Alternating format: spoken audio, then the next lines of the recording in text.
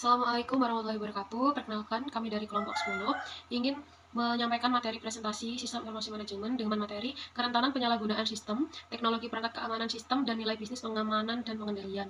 Sebelumnya yang saya hormati dosen pengampu mata kuliah sistem informasi manajemen yaitu Bapak Muhammad Husni Tamrin Skom MM, dan yang kedua ada Ibu Indah Puspita Maharani SDMSC. Oke.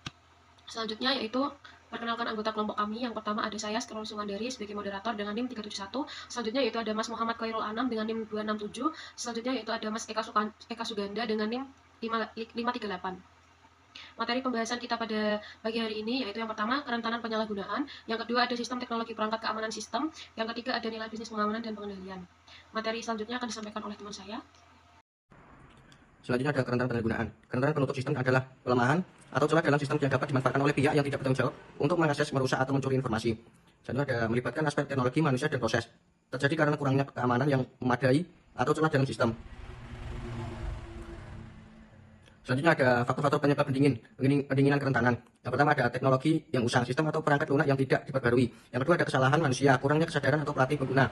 Yang ketiga ada konfigurasi yang salah, pengaturan keamanan yang lemah. Yang keempat ada serangan eksternal, hacker, malware, atau phishing. Yang kelima ada kurangnya kebijakan keamanan yang tidak adanya prosedur dan aturan. Selanjutnya ada jenis-jenis keganasan. Kerentanan teknologi kelemahan pada perangkat keras, perangkat lunak, atau jaringan yang dapat memungkinkan akses tanpa izin.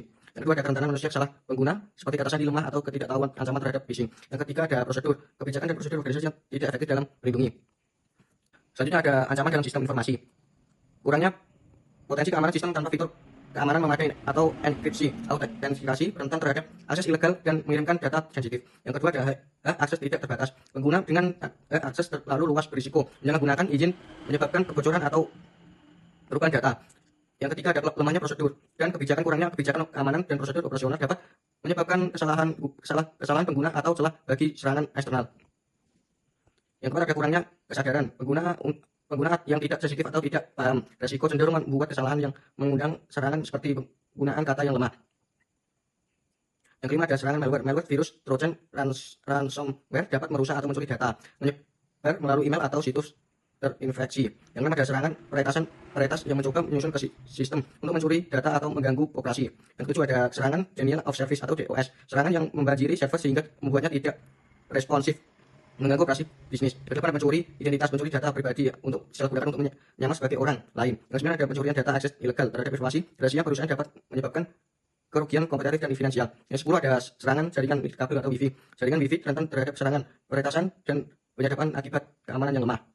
Tantangan keamanan jaringan kabel. Jaringan wifi rentan karena pengguna radio frekuensi yang mudah dan bisa disadap. Standar keamanan lama seperti web dianggap lemah dan banyak pengguna lagi mengabaikan pengaturan keamanan sehingga meningkatkan risiko serangan. Virus worm, trojan horse, dan spyware. Virus menyebar melalui perangkat lunak, worm menyebar melalui jaringan, trojan horse menyebarkan malware, dan spyware mencuri data pengguna secara diam-diam. Yang kedua ada hacker dan kejahatan komputer. Hacker mencari celah keamanan untuk mencuri data atau mengganggu operasi. Yang ketiga ada spoofing dan sniffing. Spoofing menggunakan alamat palsu untuk menyamarkan identitas, sementara sniffing menyatukan data di jaringan. Yang keempat ada denial of service atau DOS, serangan dengan membanjiri server untuk menghentikan layanan. Yang kelima ada pencurian identitas, sering terjadi melalui spoofing seperti phishing. Yang keenam ada kejahatan siber atau cybercrime, mencakup pencurian data, pemerasan, dan pembajakan melibatkan. Yang selanjutnya ada dampak kerawanan. Yang pertama ada kerugian finansial internal dan menyebabkan kerugian finansial yang selanjutnya adalah teknologi perangkat keamanan sistem. Sistem teknologi perangkat keamanan sistem berperan sebagai pilar penting dalam melindungi infrastruktur teknologi informasi dari berbagai ancaman yang semakin kompleks dan canggih. Menurut Abdul Qadir dalam bukunya Sistem Keamanan Komputer 2019, keamanan sistem mencakup berbagai lapisan perlindungan yang dirancang dan diintegrasikan secara menyeluruh untuk menjaga kerahasiaan, integritas, serta kesediaan data dan sumber daya IT. Selanjutnya ada lapisan-lapisan keamanan sistem. Keamanan fisik. Lapisan keamanan pertama dalam melindungi infrastruktur teknologi informasi adalah keamanan fisik, yang mencakup langkah-langkah untuk membatasi akses fisik ke perangkat dan fasilitas komputasi. Yang kedua, keamanan jaringan. Lapisan kedua ini di mana firewall berfungsi sebagai komponen utama dalam mengatur lalu lintas data. Yang ketiga ada enkripsi data pada lapisan data. Hal ini memainkan peran penting dalam pengamanan data sensitif. Yang keempat ada manajemen identitas dan akses atau IAM. Manajemen identitas dan akses atau identifikasi and access management menjadi aspek penting untuk memastikan bahwa hanya pengguna yang berwenang yang dapat mengakses sistem dan data tertentu. Selanjutnya yaitu teknologi keamanan dan pemantauan berkelanjutan. Yang pertama ada Security Information and Event Management (SIEM). Pemantauan keamanan yang dilakukan secara berkelanjutan adalah salah satu aspek yang esensial dalam strategi keamanan cyber modern. Yang kedua, backup and pemulihan bencana, yaitu sistem backup dan pemulihan bencana sangat penting dalam menjaga keberlangsungan operasional bisnis ketika terjadi kegagalan sistem atau serangan cyber. Yang ketiga ada pembaruan dan patch keamanan. Pembaruan dan patch keamanan secara rutin adalah langkah penting untuk memastikan sistem tetap terlindungi dari ancaman baru yang terus muncul. Selanjutnya akan disampaikan oleh teman saya. Baik, selanjutnya adalah nilai bisnis keamanan dan pengendalian. Nilai bisnis keamanan dan pengendalian merupakan aspek penting dalam pengelolaan sistem informasi perusahaan. Hal ini mencakup perlindungan aset informasi dan sumber daya TI untuk mengurangi risiko kerugian finansial serta menjaga kelangsungan operasi bisnis. Dengan menerapkan kebijakan dan prosedur keamanan yang tepat, perusahaan dapat memenuhi kebutuhan regulasi, meningkatkan kepercayaan stakeholder dan menjaga reputasinya. Pengendalian yang efektif melalui mekanisme teknis dan administratif memastikan tercapainya tujuan keamanan tersebut sambil mendukung pertumbuhan bisnis berkelanjutan. Selanjutnya, pengaruh nilai bisnis keamanan dan pengendalian terhadap perlindungan sistem informasi. Menurut J.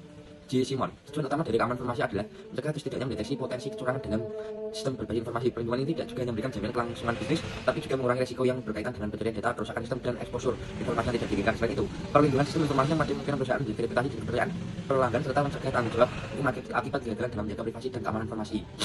Risiko keamanan informasi yang pertama adalah interruption atau gangguan adalah ancaman terhadap ketersediaan sistem informasi. Ancaman ini terjadi ketika informasi atau data sistem rusak atau hancur sehingga tidak dapat diakses dapat digunakan oleh pengguna yang sah. 2. Interception atau penyadapan adalah ancaman terhadap kerahasiaan informasi. Ancaman ini terjadi ketika seorang yang tidak berwenang berhasil menghasilkan informasi dalam sistem. Modifikasi adalah ancaman terhadap integritas informasi. Ancaman ini terjadi ketika penyerang tidak hanya mendapatkan akses ke data tapi juga mengubah data yang ada. Yang keempat, fabrication atau pemalsuan adalah ancaman terhadap keaslian informasi. Ancaman ini terjadi ketika penyerang menambahkan data palsu atau membuat transaksi palsu yang dapat mengganggu sistem dan merugikan perusahaan. Macam-macam pengendalian. Yang pertama, pengendalian teknis. Kontrol yang dibangun untuk ke dalam sistem oleh perusahaan selama proses pengembangan. Sistem terdiri dari beberapa fase seperti identitas pengguna, autentikasi pengguna, dan hak pengguna. Yang selanjutnya adalah pengendalian kriptografis. Penggunaan algoritma enkripsi untuk menyamakan data sehingga tidak dapat dibaca oleh pihak yang tidak berwenang. Enkripsi ini bisa dibagi menjadi enkripsi simetris serta perbandingan dan penggunaan. Yang ketiga adalah pengendalian fisik. Proteksi fisik seperti penguncian ruangan, server, penggunaan kamera pengawas, sistem alarm, serta penggunaan perangkat biometrik untuk akses fisik.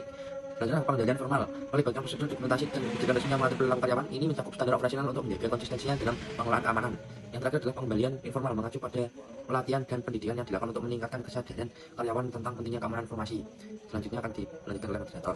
Sekian presentasi dari kelompok kami. Jika ada pertanyaan bisa menghubungi lewat WA pribadi atau mengkomen di YouTube kita. Terima kasih. Wassalamualaikum warahmatullahi wabarakatuh.